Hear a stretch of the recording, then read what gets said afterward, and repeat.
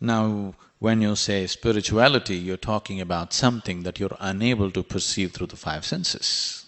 You're talking about a dimension which is beyond the physical. And the five senses, the very way they are made, they can perceive only that which is physical. Anything that is not physical, you cannot see it, you cannot smell it, you cannot taste it, you cannot hear it, nor can you touch it. So if your perception is limited to five senses, naturally, the play of your life and the scope of your life will be only physical. But I talk to God every day, that is also physical. Because God is just an idea for most people, it's not a living reality. No, I feel it in my heart. What you feel in your heart is your emotion, which is also made up by you. The psychological and the emotional states, whatever you go through, can be made up by you right now, isn't it so? Right now you can close your eyes and generate deep sense of love towards somebody. Right now you can close your eyes or maybe open your eyes and look at somebody here and generate a deep sense of hatred towards somebody. You can create whatever you want in your mind, and the way you think is the way you feel. So what is happening in the psychological sphere of your life has nothing to do with the spiritual. Today, unfortunately, the psychological solace is being interpreted as spiritual. To be psychologically in a pleasant state is one of the side effects of spirituality, but it is not spirituality.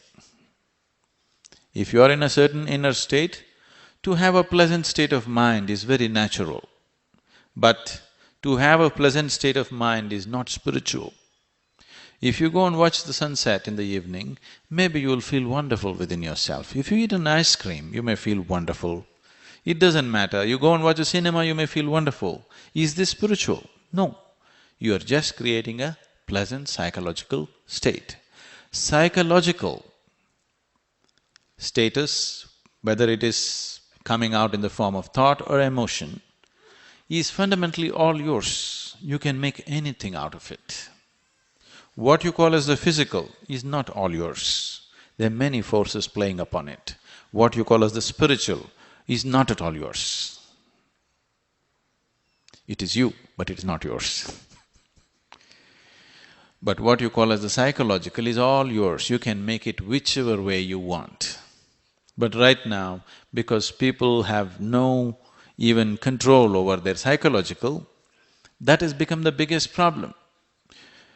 When you say spirituality, immediately people will add a rejoinder, peace of mind. Peace of mind is not spirituality. Please just… if you have a pet at home, let's say if you have a dog at home, just go home and see, he sits there quite peacefully. Doesn't he? Do you see the bulls that are standing in Delhi streets? They're standing quite peacefully, aren't they? Stomach is full, they're all peaceful. This is not spirituality. This is just psychological pleasantness which everybody has to have, must have, for which there are ways to have. But when you talk about spirituality as a science, you're not talking about just psychological pleasantness. So what is a spiritual process? To give it a very technical kind of definition,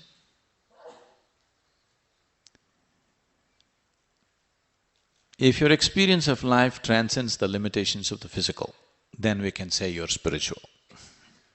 Psychological is still physical.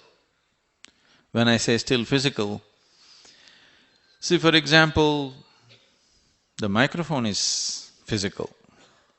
The electricity that is powering this is also physical, maybe not so, so physical in terms of being able to see, but it is also… what is flowing through this wire is also physical, isn't it?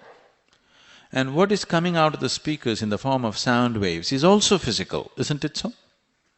Yes? Isn't it coming and hammering on your eardrums? So, what you call as thought is physical, what you call as emotion is physical. So the psychological is also belongs to the physical realm, but on a subtler space. So what we are looking at as spiritual is a dimension which is beyond the physical, which is the source of the physical. Now, the whole idea of creator has entered human mind only because of our contact with the creation.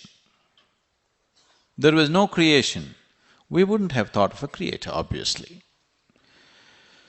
What is the most intimate part of creation that we know in our life is always this one. See, anything that you experience through the five senses is not happening outside, it's always happening inside because the seat of your experience is within you, not outside of you. Right now you're looking at me, it makes you believe that I am here, but that's not true. Right now, as far as your experience is concerned, these lights are falling upon my body, reflecting, going into your lenses here and projecting an inverted image, you know all the story. So actually you're seeing me not here, but in your mind. You're hearing me also in your mind, not here, isn't it? Not where I speak, but where you perceive it within you. Every experience is within you because the seat of your experience is within you. So this level of perception is sufficient for survival. If survival is all we are seeking, this level of perception is sufficient. If you have started seeking the creator, then this level of perception is not enough. If you want to play in the creation, five senses are more than enough, you can live well. But now your life is not about living well, you want to know the very source of life.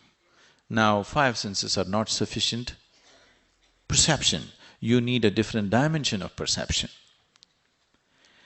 Now this is the most intimate part of creation for you, because this is all you experience. Everything that you experience is only within this.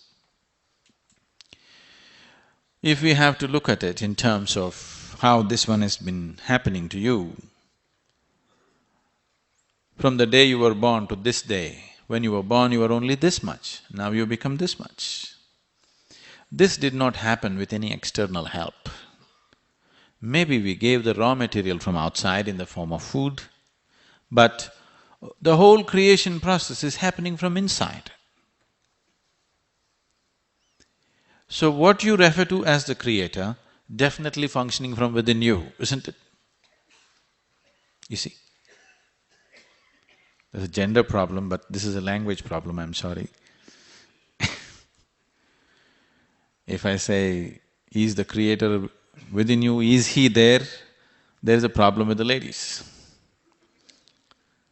Is she there? Then there's problem. Is it there? That is also a problem. This is because the language is logical and language exists only between the two dualities.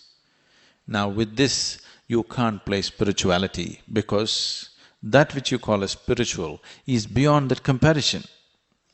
Because your sense organs always perceive everything in comparison, everything is dual. And without this duality, there is no survival. Survival is possible only if you learn to do and juggle the duality well. Only if you learn to do the right kind of circus with the duality, you survive well. If you do not know this circus, you cannot survive in this planet. But when you talk about that which is the source of creation, you're not talking about two, you're talking about one. So the gender becomes irrelevant, all your understanding of… logical understanding of life becomes irrelevant, and your perception through the senses becomes irrelevant. Now, if this is the way, then we should not try to think what it is, because if you try to think what it is, whatever we think only comes from what we already know. All our thought is functioning from the data that has already been fed into it. One cannot perceive the nature of the creator by thinking about it. If you think about it, you will hallucinate after some time. It can create psychological well-being. For most people, largely, God has been taught to them. depending upon what kind of community, what kind of society, which part of the world, accordingly different types of gods have been taught to them. They believe it. So because they believe it, they think about it naturally, and it can become a very strong thought process which gives them certain sense of stability, comfort, confidence above all.